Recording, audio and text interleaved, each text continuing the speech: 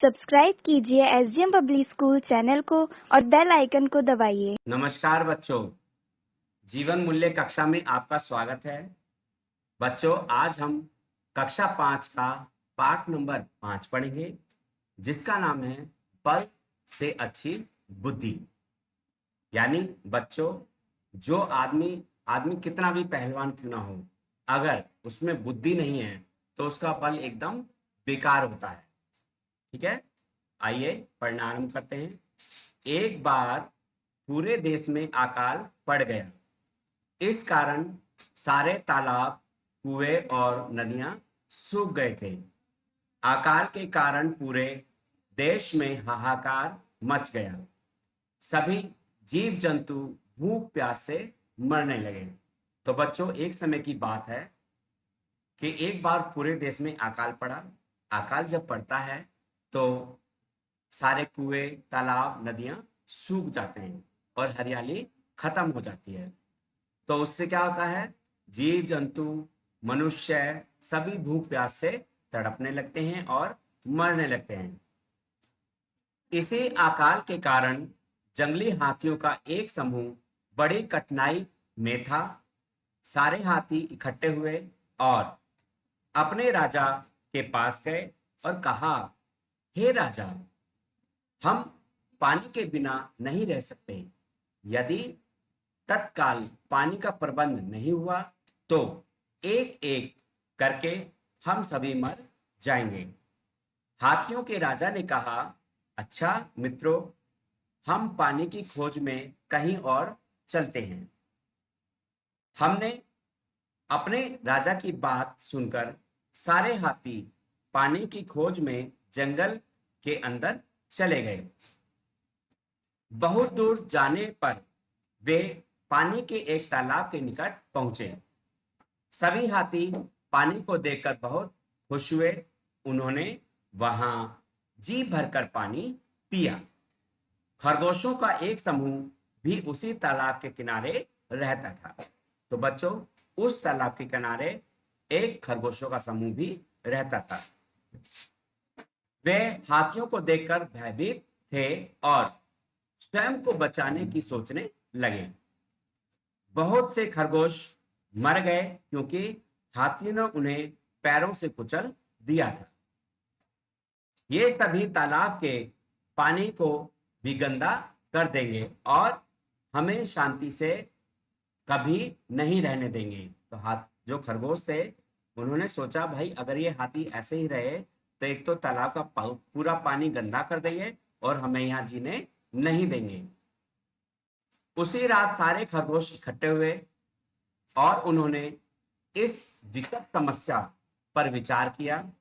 सारे खरगोश बहुत चिंतित थे।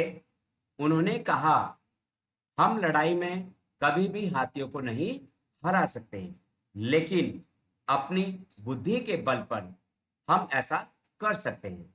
तो बच्चों, खरगोश जब इकट्ठे हुए तो उन्होंने सबने सलाह की, भाई हाथी इतने बड़े बड़े हैं, हम इनको युद्ध में तो हरा नहीं सकते, लेकिन हम उन्हें बुद्धि के बल पर हरा सकते हैं, यानी दिमाग से।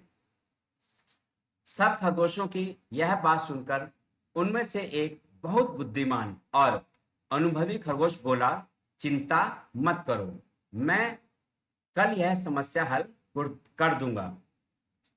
अगले दिन प्रातः बुद्धिमान खरगोश हाथियों के पास बड़े साहस और धैर्य के साथ गया, यानी बड़ी हिम्मत करके। उस छोटे अजीब से जानवर को देखकर हाथियों का राजा बोला, तुम कौन हो और हमारे पास क्यों आए हो?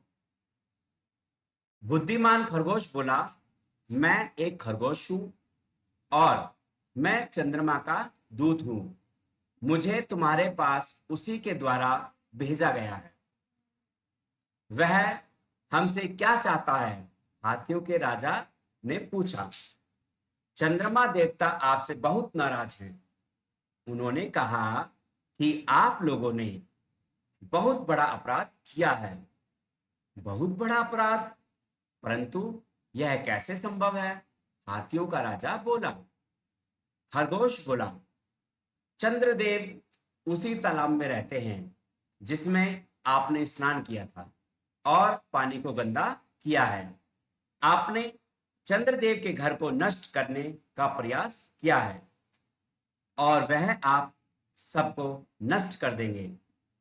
हाथियों का राजा कांप उठा और उत्तर दिया, लेकिन हमने चंद्रदेव को वहां नहीं देखा।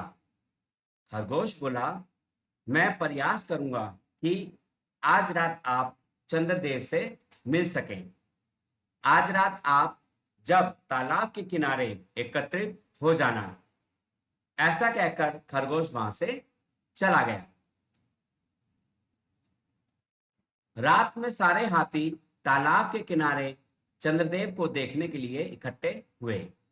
पूर्णिमा का चंद्रमा तालाब के स्वच्छ जल में स्पष्ट रूप से चमक रहा था। बुद्धिमान खरगोश ने हाथियों के राजा को तालाब के पानी में हिलती हुई चंद्रमा की छवि दिखाई और कहा, देखो, चंद्रदेव वहां हैं और क्रोध से कांप रहे हैं। मैं तुम्हारे बारे में उनसे प्रार्थना करता हूं। तो बच्चों, जब सारे हाथी तालाब के किनारे इकट्ठे हो गए तो खरगोश ने क्या किया, पानी में पहले से ही कुछ डाल दिया ताकि पानी हिलने लगे। और पूर्णिमा की रात में बच्चों चांद पूरा दिखाई देता है आसमान पे। तो जब चांद की छवि तालाब में दिखाई दी तो पानी पहले से ही हिल रहा था, तो आकृति भी हिलने लगी। तो खरगोश ने हाथी से कहा, देखो, चंद्रमा देव जो है आपसे क्रोधित हैं और वे हिल रहे हैं, यानी कांप रहे हैं। खरगोश बोला, हे चंद्रदेव, हाथियों का राजा अपने सभी साथियों के साथ आपके सामने हैं। उन्होंने यह अपराध अनजाने में किया है। आप उन्हें दंड ना दें और उन्हें क्षमा कर दें। आप देवता हैं और अपनी प्रजा की गलतियों को क्षमा करते हैं। यह सब खरगोश ने कहा और इस तरह अभिनय किया कि हाथियों को इस पर सचमुच विश्वास हो जाए। तालाब के किनारे खड़े हुए सारे हाथी चंद्रदेव के सामने झुके और क्षमा मांगी। सारे हाथियों ने संकल्प लिया कि अब कभी वे इस ओर नहीं आएंगे और वहां से चले गए।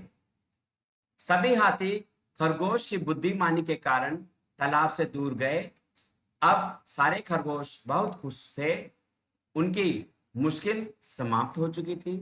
सच ही कहा है, बल में अच्छी बुद्धि, यानी बल से अच्छी बुद्धि। यानी जो हाथी थे इतने बड़े थे बच्चों, वे सभी एक छोटे से खरगोश से डर गए, यानी खरगोश ने उनको डरा दिया और वहां से भगा दिया। किस कारण? सिर्फ अपनी बुद्धि के कारण। ओके बच्चों, पाठ आप ध्यानपूर्वक 2 बार पढ़ेंगे।